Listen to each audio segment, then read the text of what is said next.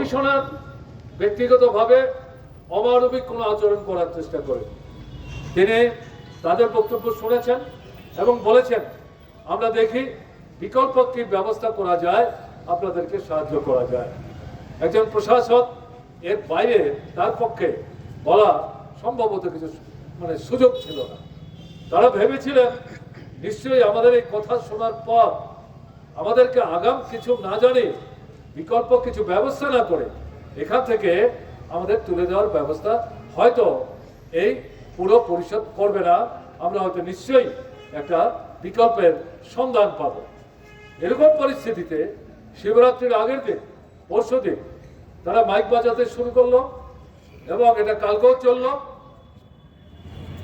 যারা মাইক বাজাচ্ছে তাদের জিজ্ঞেস করলে তারা বলছে আমাদের এই কথাগুলো বলতে বলেছে, আমরা তো এর বাইরে কিছু জানি না, এগুলোই আমাদের বলতে হবে। অর্থাৎ এগুলো বলার জন্যই তাদের পয়সা, এগুলো বলার জন্যই মাইক ভাড়া, এগুলো বলার জন্যই এই মাইকের ভাড়া তারা পাবে, এর বাইরে তাদের কিছু বলার নেই।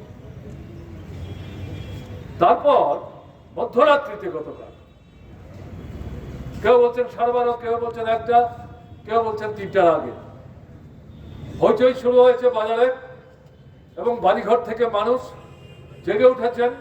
বিশেষ করে দোকানি যারা, তাদের কারুর বাড়ি থেকে বলছে আপনাদের দোকানপাট সমস্ত ভেঙে তছনছ করে দিচ্ছে। তারা ছুটে ছুটে আসতে শুরু করে। যারা ভাঙছে দুদিক থেকে, তাদের কাছে তারা জানতে চান কে আপনাদের পাঠিয়েছে, কেন এগুলো করছেন। বলে আমাদের পাঠানো হয়েছে পুরো পরিষদের তরফ থেকে, আমাদের এখানে বলা হয়েছে এগুলো ভাঙতে হবে। কেন ভাঙছে, বিকল্প কি, তা তো আমরা কিছু বলতে পারবো না, আমাদের কাছে কেন জিজ্ঞেস করছেন। কাজে কোনো জবাব না দিয়ে এরা এই ভাঙনের খেলায় মেতে উঠেছিলেন। এবং তার সাথে আজকে যখন আমরা গেলাম তাদের মুখ থেকে শুনলাম শুধু ভেঙেই তারা ক্ষান্ত হয়নি, তাদের সঙ্গে আরো লোক জড়ো হয়েছিল। এরা এই দোকানপাটে যাই সামগ্রী ছিল সেগুলো লুটপাট করে তারা নিয়েছে। এখন বিকল্প কিছু নেই।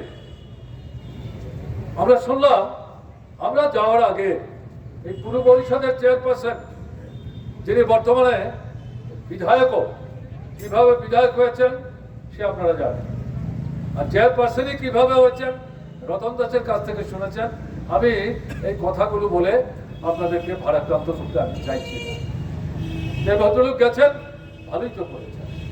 জিজ্ঞেস করলাম কি বলেছেন আপনারা, দেখি কি বলেছেন। আমি আপনাদের কাছে যে বিষয়গুলো বললাম এগুলো তাদের বক্তব্য। তারা বললেন যে এই কথাগুলোই ওনার কাছে আমরা তুলে ধরেছি এবং তিনি বলছেন দেখছি দেখছি দেখছি কি করা যায়।